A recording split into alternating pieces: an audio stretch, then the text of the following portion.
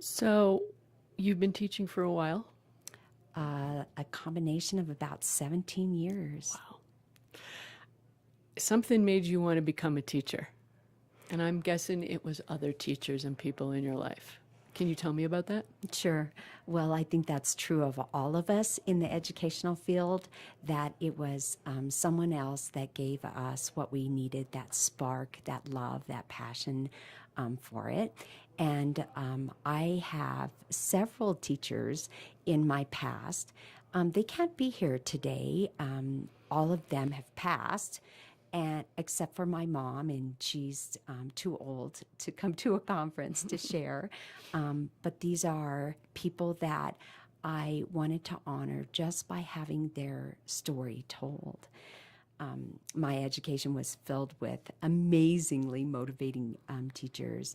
I was very cared for, I was very loved, and I was encouraged from the moment that I knew about school. In fact, my excitement was started when I was about 4. And every time my parents drove past a school, the first thing I would say is that my school? Until I think I nearly drove my dad crazy. And so after a grueling year of constant question, the first day of kindergarten finally arrived, and I was dressed in a handmade by my grandmother, handmade smocked red and black plaid dress, complete with a lace ruffle around the bottom. And my mother, who was also a teacher and heading out for her first day back to school, took me outside on the front porch. We were about 5 blocks from South Elementary School. And at the last minute, my mom said, "Oh my gosh, I forgot to take your picture." So she ran back inside to locate the camera, and I waited and waited, and I couldn't wait any longer.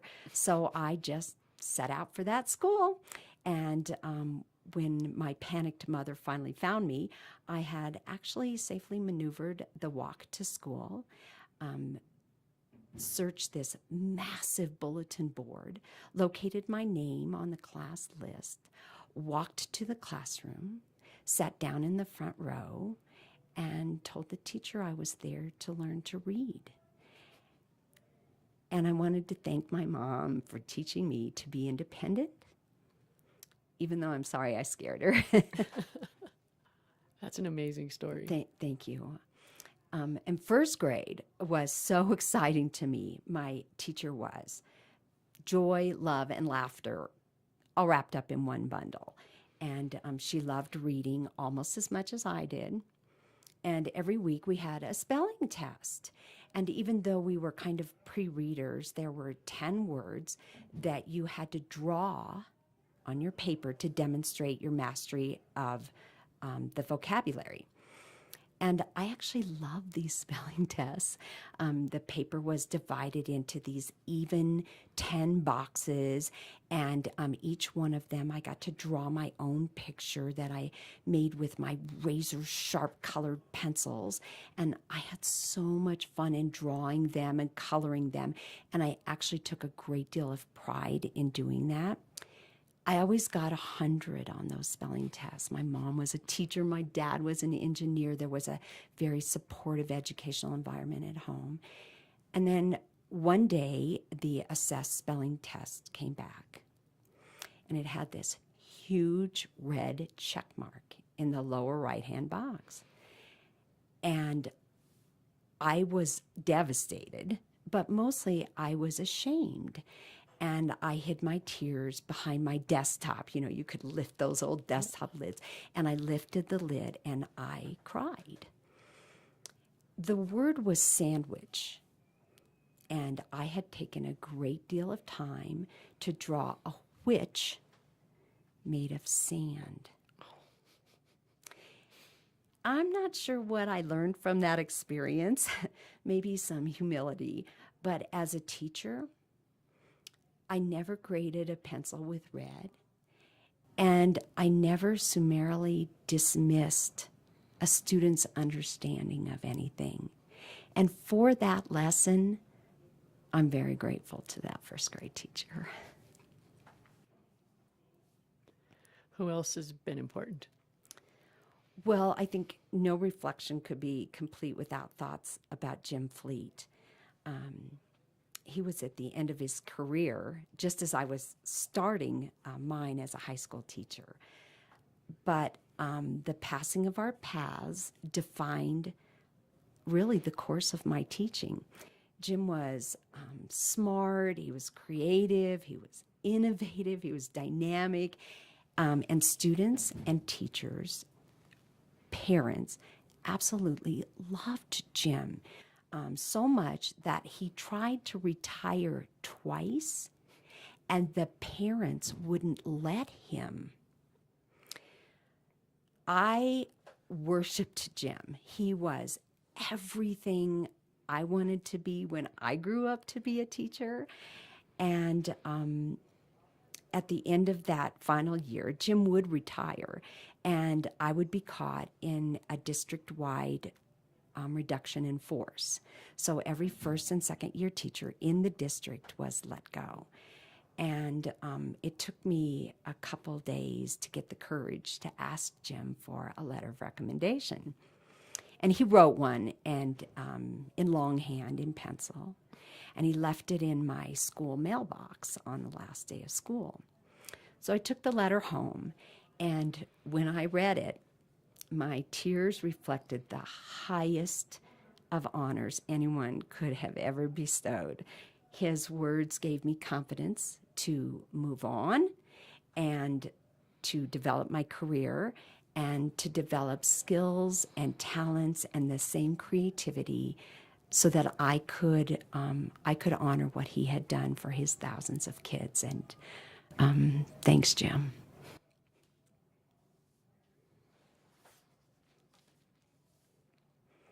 I wanted to go back to my elementary because that was my most amazing time. But when I was in third grade, I was drawing a map, and there was an announcement over the all-school intercom. And along with 5 other students, I heard my name called to the main office. And I was a pretty good kid, and I honestly had a lot of terror in my heart as I walked down that long hallway. And when I went into the office, there was this small group of students, and they ranged in age from kindergarten all the way up through 5th grade. And we were met by this nice woman who shared with us that we had all been identified as having a speech impediment. And I was mortified. For one thing, I didn't know what that meant, so I didn't know how to react to what she was sharing. So we were all escorted down to the basement of the school. In fact, it was the basement where the cooling system and the heaters were, and there were these rattling pipes and these active mice traps set everywhere. It was really a very dank situation.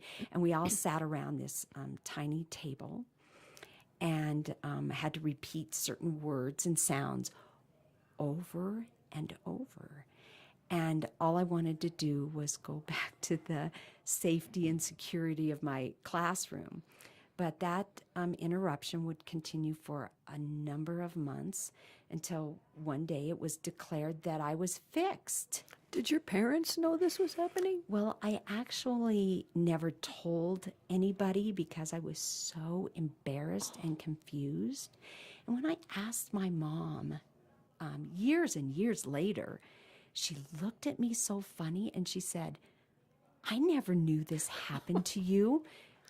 Now, by this time, my mom is elderly, and she may have forgotten that it happened, but it was something that lesson that I took from that into my teaching from those days is one that still, I believe that adults have a lot of control over children, and without a common understanding of, even with the kindest of intentions, can result in very negative experiences. You're really reminding me about how formative those early years are for kids and how important the adults are, especially teachers in kids' lives. Oh, absolutely. In fact, the last story that I want to tell you is the story of my elementary school principal. And I don't even remember her name. But I remember that when I was in first grade, we had some family troubles, and they really threw my world into a little bit of a spin. And I was scared, and I didn't know where to turn. And one day, that principal called me down to her office. And I sat in that outer office so afraid.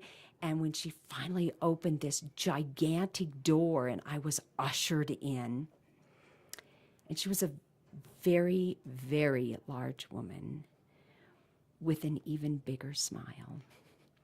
And she asked me to join her behind her desk.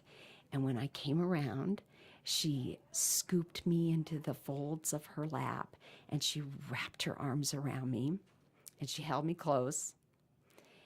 And she said to me that life was filled with adventures, and this would be just one of them, but things would work out. And it was a lesson I never forgot. I often have drawn upon it, and I wanted her to know that she mattered, just like all of them. Those are great stories. I wonder how many kids have stories about you. I don't know. I hope there are lots of them. I bet there are. I hope they're good, and I hope there are some that are not good, but that were lessons that were important for kids to learn. But thanks for joining me today, Paige. Thanks for letting me. You bet.